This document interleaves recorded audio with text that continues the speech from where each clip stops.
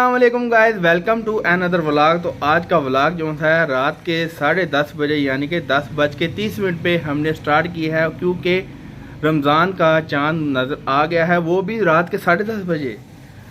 यकीन कर सकते हैं आप, हमारे यहाँ हो सकता है रात को भी चांद नज़र आ सकता है।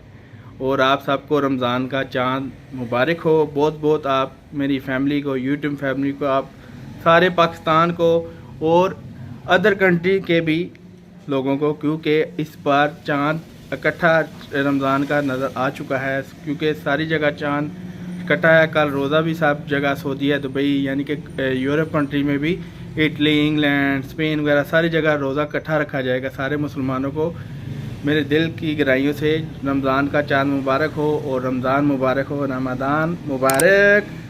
दिल की अता गहराइयों से सबको बहुत बहुत रमज़ान मुबारक। अल्लाह हाफिज़।